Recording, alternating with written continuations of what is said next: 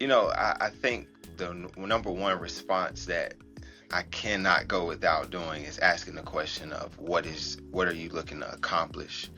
I think first it's asking the questions, learning that I've had to learn that no matter how long I've been running, how much experience I have in this sport, there's always a moment where you have to become a student, and that starts when you meet someone. Welcome to the Safe Space Running Podcast. We're here to encourage, empower, and enable. I got my dude on today, Jay. He is one of my favorite people that I've met in this running journey. He's truly family. Jay, how are you doing, man? I'm doing great, man. I'm honored to be labeled as one of your favorite people you've met. I mean, honestly, I say one of the most memorable moments for me is how you and I met. Mm, I mean, that's one of the races that holds a special place in my heart. Can never forget that experience. And yeah. yeah, definitely won't forget the great people I met that day, including you. Oh, I appreciate that. Yeah, And those who are aware, I've talked about it before. It's the Selma to Montgomery Relay. It's such an impactful event that happens around March time, where we go and we run the route that they did for the Civil Rights Movement. So we start down in Selma, exactly. Alabama, and we go all the way to Montgomery. And let me tell you, if there are courses that will ask you and make you question who you are, that's one of them, because there's nothing but hills. But what's crazy to think about is that we're out there in our super shoes. Well, I'm in my super fit, but and they out literally Exactly. marching in church shoes and church outfits for 2-3 days, and it's such an impactful event. If you're ever interested, I believe they just opened up registrations Yes. like a couple weeks ago. So Uh-huh. I'm sure I will be back down there. I'm considering like 20% of doing the whole relay solo. I don't know why it's sitting in the back of my mind. Don't ask me why. I don't know why, but I need to stop saying it before someone call me out on it. But I digress. Before we get into it, man, what is on your training schedule for right now? What are you looking to do? Any big goals you've got coming up? So right now the biggest goal is, while I'm still young and still feeling it, a little juice in the tank, I like to spend the summers just transitioning back to track, a little bit of track running. Number one, just get off the roads a little bit, take Mm. care of the feet, the knees, and stuff like that. I have had some issues over the last 2 years with foot and knee problems. Most of the knee problems have just been tweaks running on unleveled surfaces, but a few foot problems, either just with wrong sock and shoe combination or just some issues with the running form that I've been having to correct. So that's been a thing. So it's a joy to just, be able to go back to the track. Look into this year, though, actually PR in the mile. Oh shoot. Um, I doubt I'll do it in the 800, but hopefully I can do it in the mile. The 800 PR is pretty far reach right now. Man. That's just something else I was on as a kid. So, um, definitely want to see what we can do in the mile, but it maybe even possibly competing in masters and a few track meets this year. I like Um, that. That so sounds dope. yeah, That sounds really good. I think the last time I like raced the 800 was high school, and I was a 156 guy in high school. But okay, I can't even imagine if I would even touch that pace nowadays. Like I'm not even. I tried to race a mile last year indoor track, which hmm I've never liked indoor track. I think it was like 5:13 for that. I think I coughed like 3 days straight just because if those who yeah, ran indoor track, there's that indoor lung or whatever they call it. It sucks. I literally coughed and wheezed for like 4 days straight. So I don't yeah. miss that, but I'm sure you're going to crush it. I have no doubt in that. I appreciate that, man. I appreciate it. It's good to have some people to believe in you sometime when you get the doubt. And I'm track is one of those where it's still tough. I'm mentally strong, but track Mm. breaks you down a little bit, man. That especially at this old age, that track creates a little bit of fear in you, man. I'm not gonna lie. You step into it and you don't know what to expect. Hmm. At this age, hamstrings, everything is at risk. So, Right. so You start hearing the everything is at saxophone risk. playing a little louder and Yeah, louder as you you hit know. that track. Yep. That's crazy. No, I it's It's so good. I still, whenever I touch the track, it's such the weirdest feeling. I still get the same butterflies that I got back in school. It's the weirdest Right. feeling, and that's why I don't like racing track too much myself now, because along come the butterflies, plus the Uh-huh. anxiety, plus the fear of performing well or underperforming well. That all comes back full circle every single time. So Yeah. I actually, we have a sunset mile. We have to get you up here soon. We have a whole track event that we do where we pace a ton of people during the mile and they race it.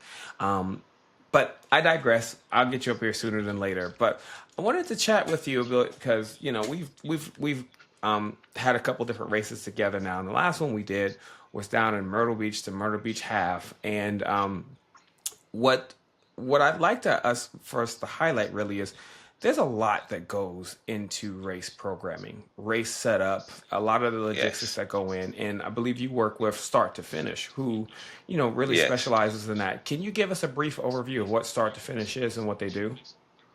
So, start to finish, we are an event management company. We're hosting races, anything from 5Ks up to marathons. Also, we do bike races as well. We do a few local walks in Charlotte. We also do some of Charlotte's biggest races.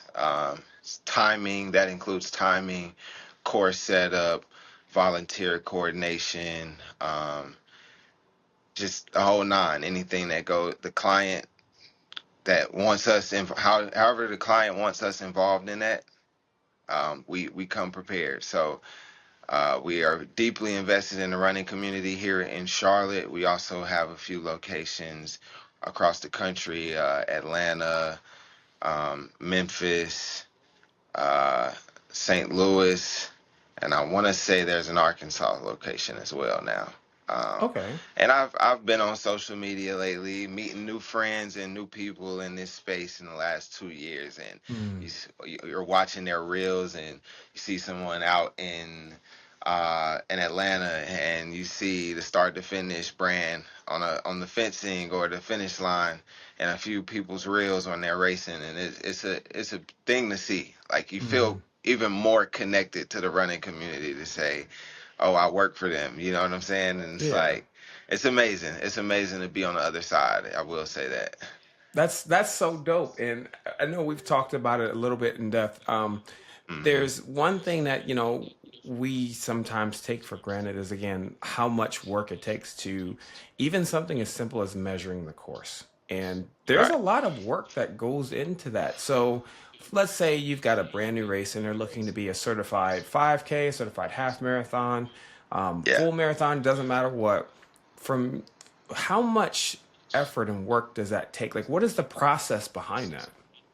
So, I mean, for starters, you're working on getting a permit from the city.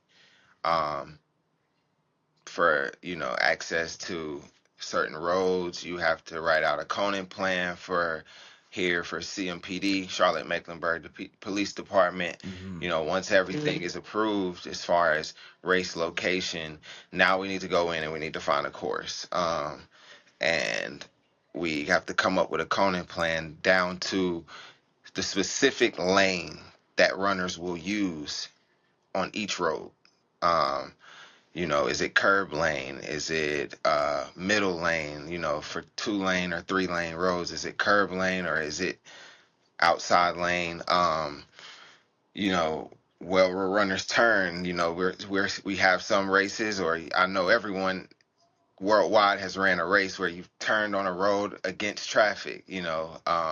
How are we coning these roads based on traffic, based on how busy this road is a back road. Neighborhoods are a little different. Doesn't require as much coning, just due to it not being a free flowing area for traffic to just, everyone isn't just up and down a neighborhood road. Hmm. Usually it's the people living in that neighborhood. So, you, especially race times are usually very early in the morning. You're not expecting a lot of traffic in certain areas. So, we don't require as much coning, but also, like I say, volunteer coordination. Also, like, when coming up with a course, you have to consider those things like the volunteers in their position. Is it safe for Hmm. them to be out here on this course at this time of the morning? All the whole nine. So, it's a lot that goes into it. A lot of communication, a lot of giving the go, but hold up, wait. Let's make sure this is right, and all the way leading up to me actually going out and measuring a course, and then from Mm. there it's a few other things. It's different when you're on site. Something may look different than what it was on the map, or things like that. So it's a lot, man. It's a lot that goes into it. It's exhausting, but you appreciate the opportunity to do it as well. Yeah, and I remember Yeah. you mentioned before, like it takes when you measure the course, it's like three separate times you have to measure the course. Is that correct or so? Yes. So for USATF certifications, you have to have three rides, all within just, I mean, a few clicks. They cannot be more than 3 clicks apart. And You what do you mean just by you clicks? so to measure a course, you must have a bike. Road bikes are usually more ideal, obviously. And you want a Jones counter, and this Jones counter hooks up to the front axle of the bike on the wheel and front axle, and there's a pad that pretty much sits inside of those spokes. It'll Mm. sit inside of the spokes on the front wheel once it's connected to the axle. That when the wheel turn, the spokes on the wheel are causing the Jones counter to click, like Mm. a yard counter pretty much, but a portable one for a bike. And so it's just clicking. You go out, you calibrate a course. I mean, you have to find a calibration course, a good flat surface that is at least that is a kilometer long, Mm. 0.62 of a mile. Um, and to calibrate, you must ride that 4 times back and forth, Wow. and they all must be within a click of each other. Wow. And there's an That's equation, yes. And then from there, there's an equation you do from that allows you to know how many clicks a kilometer is, how many clicks from that you can do the math and figure out how many clicks a mile is. mm. So then from there, you know a kilometer, you know a mile. So then from there, you can do 5K, 10K, you know how many kilometers you need. So from there, you go out at a course, you find an official start line, which usually takes a lot of communication between the client, whoever owns that race. Are you comfortable with this location here? So you taking pictures of where you select the start, make a start line in that area. Um, you are marking coordinates for that, and then your first initial ride for a course to measure, you go out, you measure, you get the total distance. Your second and third ride must be within 3 clicks of that ride, Wow. and if they're even the slightest bit off, yeah, start all over again. Oh my God, that sounds god awful. That's just from the Start all start over of again. that the start all over is wild to me, but I guess it Exactly. stresses the importance of, why using certified courses for. I know there's this huge debate online about, Strava times or course times and chips times, Exactly. but I think in defense of chip time, for example, there is a lot of work, as you described, that goes into Uh-huh. making sure that the course is accurate. Something that, those who are using their phones or GPS watches, you go in between buildings or whatever, or your phone is triangulating your position from cell towers, so it's not always 100% accurate. They've gotten better over years, but not as much as taking your Jones counter and going out three separate times on the course within a couple clicks. That's wild to me that it takes that much. Right. But it's cool when you hear it from the other side of things. We just go out and assume everything is measured correctly, but there's a lot of logistics that goes behind the scenes for that one, just for measuring the course itself. Yes, and one of the things I would love to take the opportunity to say is, it, in the when we measure courses, we ride the tangents. When these courses are put in on these running apps, Strava, Garmin, Run Go, all these other apps, Nike Run Club, and things like that, these course lines aren't necessarily in the tangents of these roads that Mm. you're marking. So it's different when you have 3.12 on Strava. 9 times out of 10, that course is going to be about 3.05, or Mm.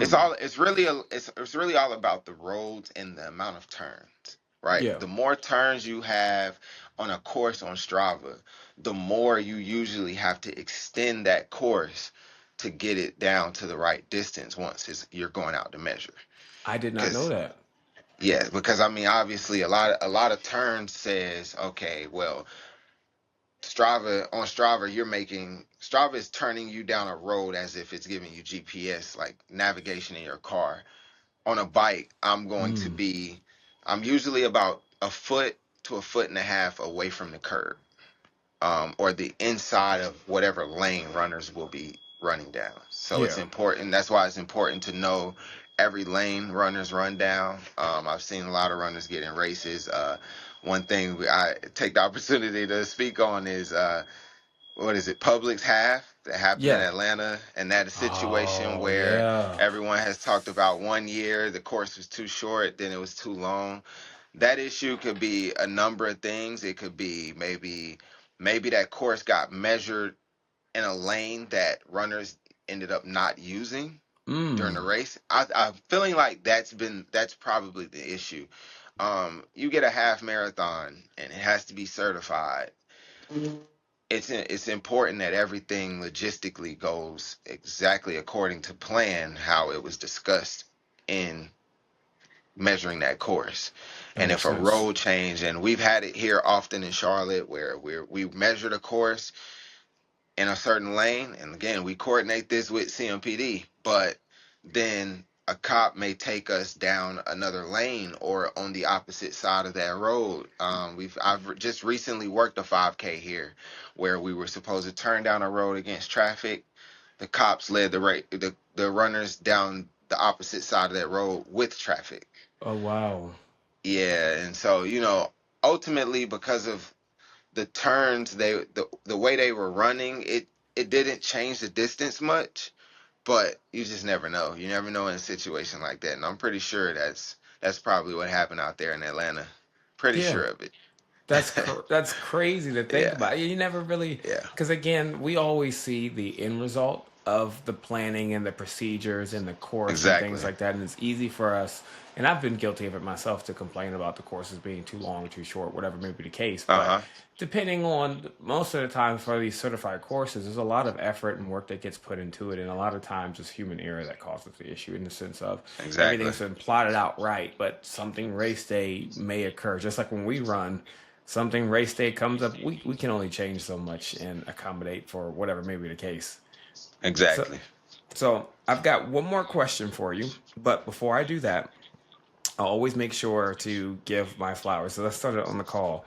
You are legit one of the favorite people I've met, even down in Selma. I make sure every time I hear from you, I'm always excited and giddy. But I appreciate, because you do more than just this race stuff. You have a lot of people back home in Charlotte that you are involved with and that you inspire. I know you do different things, of course, Yeah. like Mad Miles and different run Uh clubs huh. around the city. I know you're coaching and giving advice for other people as well. Plus, Right. doing this work with start to finish to where it's not like it's just a job for you or just something of your duty.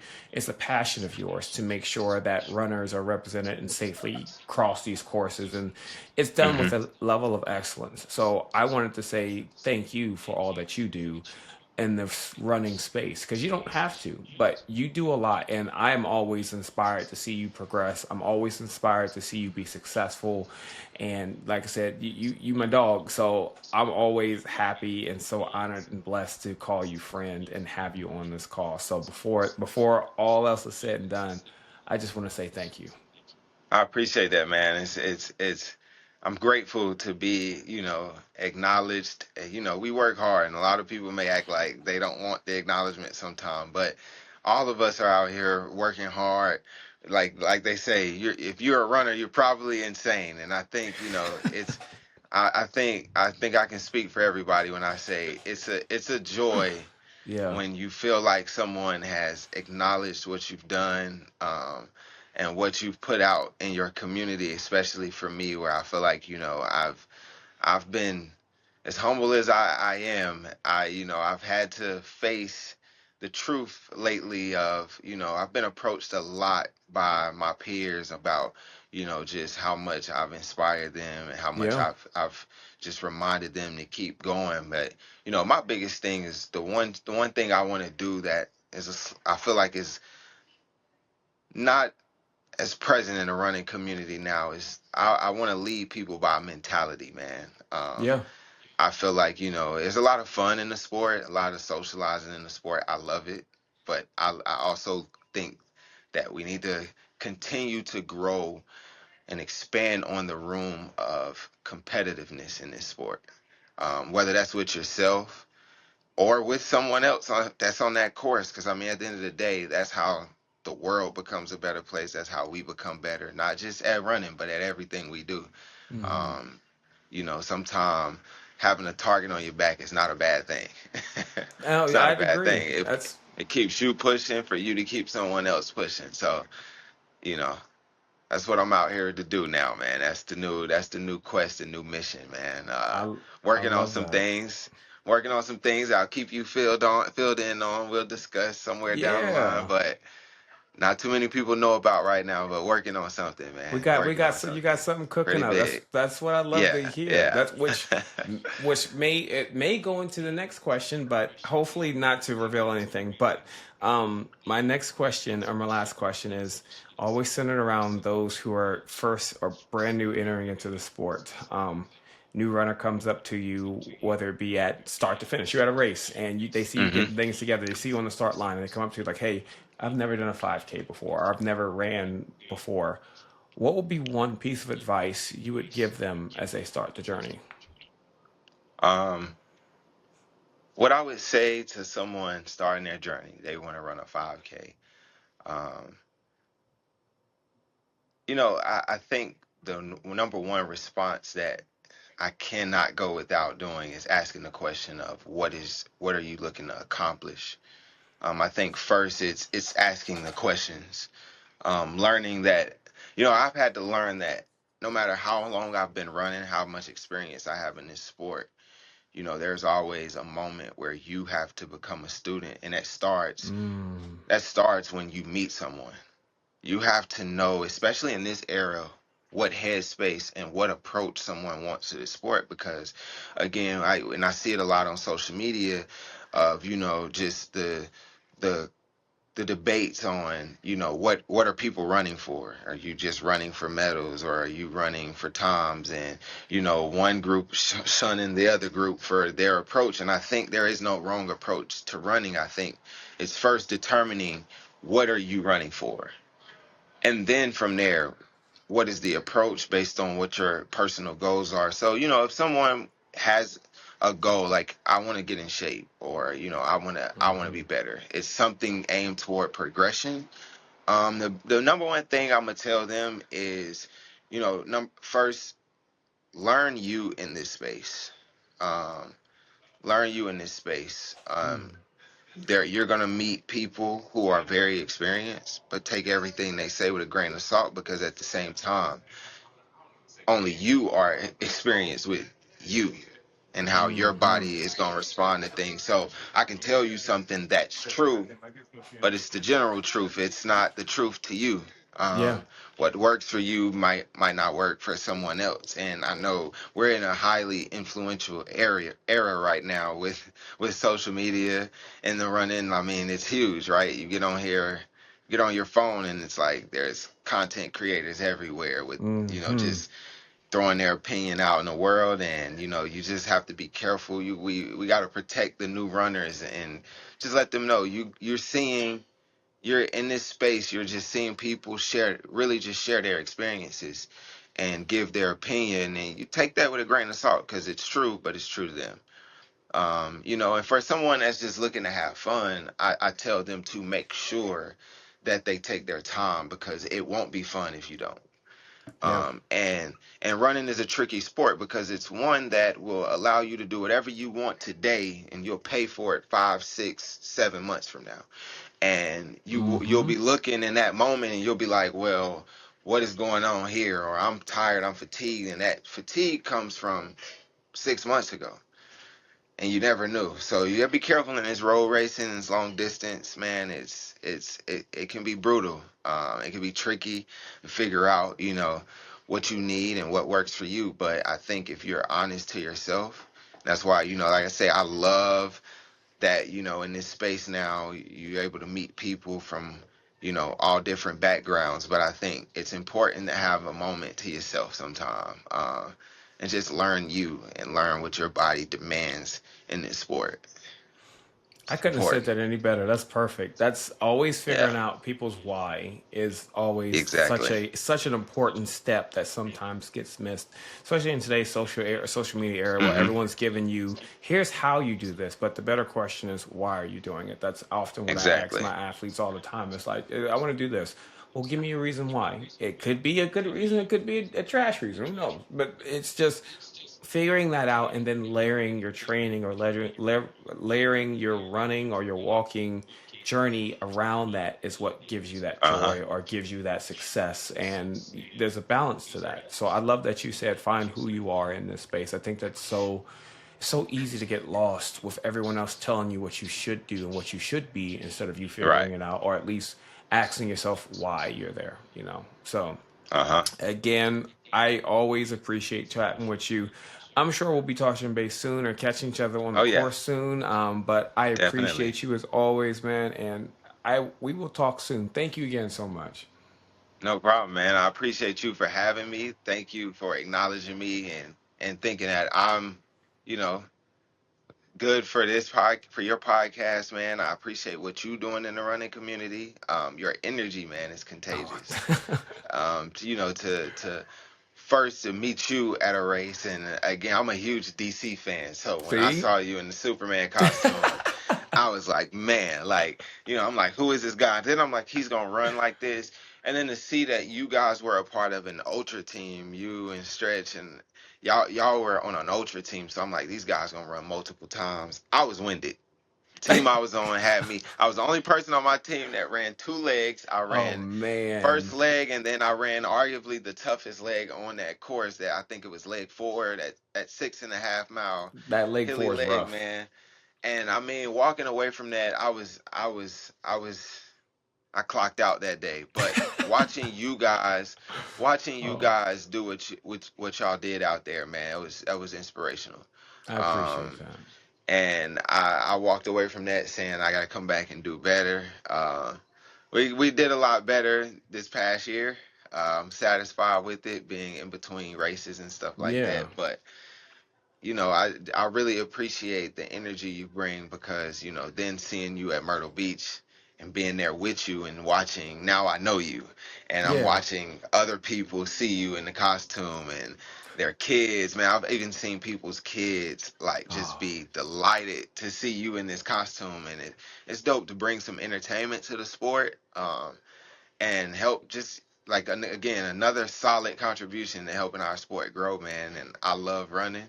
Um, so I appreciate anyone who's bringing their own feel to the sport, but helping it grow in a great way, in a positive way. So I appreciate you, man. I no, I appreciate you. appreciate you. I took your advice of finding who you are, and that's what I did in this. I've just fit right into my purpose in this. So I appreciate that. Thank you again, man. No problem. See you. You be safe now. We'll do. So I'm gonna do 1 second.